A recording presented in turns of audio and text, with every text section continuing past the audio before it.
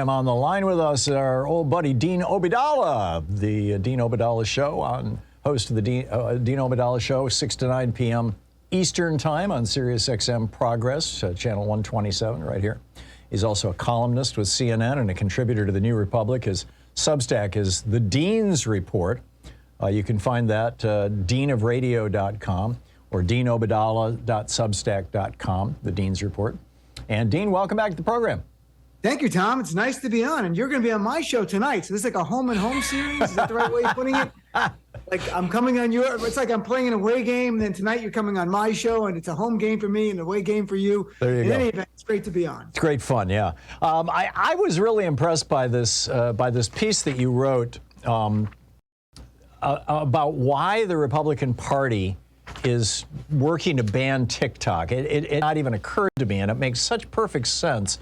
Just to set this up, Greg Gianforte, the governor of Montana, just signed a law making it a $10,000 a day fine against any company, that allows residents to download or access TikTok. I don't know how they're going to enforce this. I mean, they'd have to go against every ISP in the state. Right. But lay out your argument. Well, you know, it really comes from. Here's the premise. The whole idea is, we know anything Republicans do, they do it because they believe it'll help them acquire political power or retain political power. That's all they do it for. There's never any good. There's never like, oh, they're really trying to help people. So we know that. So first of all, look at all their actions to that prism. So you'll understand, everyone gets it, what is going on. So in this case, they want to ban TikTok. There were some Democrats as well who raised flags about TikTok being owned by ByteDance, which is a Chinese company. And there are concerns about them taking data. There's also concerns about Facebook and Twitter taking data. We need a global approach to it. But what happened with TikTok is that, you know, I had Congressman Jamal Bowman I interviewed for Salon, and it'll be published tomorrow. And we talked about this, and he's been one of the few members of Congress defending TikTok, not as a company, but as the idea that we shouldn't just ban this. And his point, when I spoke to him, and a light bulb went off instantly when I talked to him about it, this is because young people are using TikTok not just to share videos of squirrels eating acorns 5 at a time and it's kind of funny, or these ridiculous videos of people dancing, which are funny, for political issues. And the studies show about 150 million Americans use TikTok. 60% are under 29. That's our key demographic in terms of issues, folks. They're not Democrats yet, but they line up with us on key issues like gun safety, on reproductive freedom, on climate change, on issue after issue. And these young people are using TikTok to talk about it and to organically organize, not like Democrats organize. They are organizing themselves. The GOP sees this, and their big goal is to make it harder for young people to organize. And we saw it after the midterm. They saw the reaction. They saw the results. Younger people came out in bigger numbers than past midterms and help push back the red wave in ways they didn't expect and win some elections. So the whole thing, Tom, it comes down to the GOP sees TikTok as a way for Democrats to win. So they're saying Chinese Communist Party, the same way they say voter fraud, and now we have to do voter suppression laws to make it harder for Democrats to win. It's the exact same approach. Yeah, and it's pretty amazing. I mean, if you look at the 2016 election, the Russian purchases, and not to mention their free media, you know, the trolls and whatnot, but even their purchased ads on Facebook. I mean, Facebook has got a demo that is largely 50 plus nowadays, because, you know, Facebook came along in the late 90s, I believe it was. Right. And so, you know, Facebook was really, really useful for the GOP and continues to be to a large extent as a tool for political proselytizing. And TikTok, and frankly, I don't know much about the demographics of Instagram. I don't use Instagram. But TikTok is definitely the demo for them. The demographic is people under 30, and people under 30 are this is the most activist generation that I've, you know, in my lifetime, since my own generation, since the 60s. I agree with you. I think it's because younger people, they have skin in the game. It's affecting them personally. It's not this idea of we should be involved in politics. It's important to contribute to society. All things I believe, try to make a difference. I believe in all of that. For younger people, they're losing reproductive freedom. They're seeing Republicans impose their religion as law, jamming it down their throats. they're the gun violence generation. In school shootings, they've done those drills with to hide in a closet or pretend to hide because someone's coming to kill them. And climate change is very real.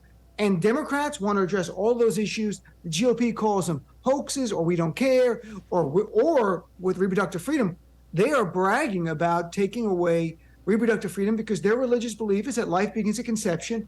And now, like the Taliban, they want to make it law. So it's all real for them. It's very personal.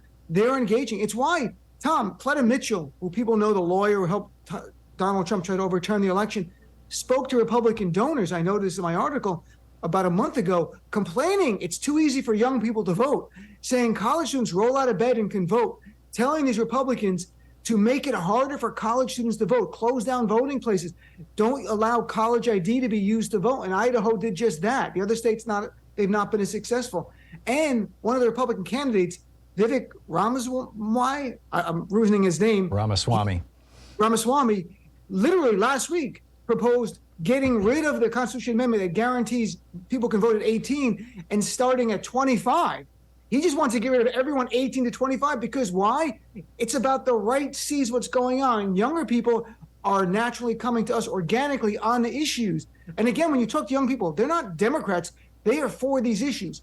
And it's up to us now as Democrats who are part of the party to bring them in as part of the infrastructure, support them to run for office, give them the positions of leadership so they can be the leaders of the future, because the future is brighter with them in leadership positions. So Gianforte has signed this law in Montana.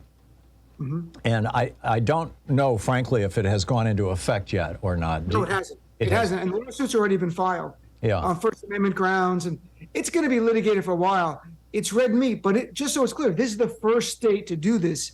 And if they're able to be successful in Montana, I can assure you DeSantis and others will do the same thing. How are they going to enforce this? I mean, anybody with a VPN, VPN usage just exploded in Russia, for example, went up over 1,000% the week that Russia invaded Ukraine, for obvious reasons.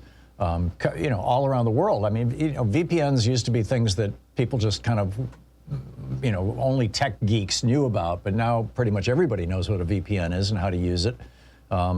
I just don't see how they can enforce this. I think, look, for Montana, there's one really big young influencer who lives there. If they see him making videos, maybe they go up to him.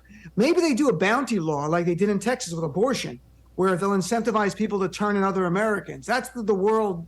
That's the America they want on the right, where you're looking at your neighbors and turning them in for doing things which should be legal, like having reproductive freedom. Well, in this case, they might pass a bounty law down the road. We'll see. They know it's going to be litigated. It might get struck down. It might not get struck down.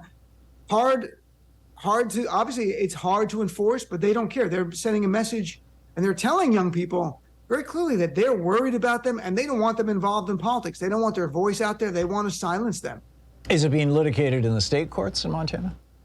I saw there were 5 people filed a lawsuit already. Mm-hmm. It's likely going to be in federal court, I would imagine. I didn't look at the details of the lawsuit, but I think it's more likely a First Amendment challenge. That would be my guess. Yeah, so that's going to go on. By the way, I want to thank you for including another article unrelated to this in your Substack article, because once you posted yours, all of a sudden I got a bunch of new followers. And I'm like, where's this coming from? And I saw it came from you. So thank you very much. And thank your listeners for being kind enough to follow my Substack. Oh, yeah. It's the Dean's Report. It's deanobeidallah.substack.com. But you can just search for the Dean's Report and it'll pop right up over on Substack. It's really, you're doing such a great job with this, and as well as with your program, obviously. Thank you. So.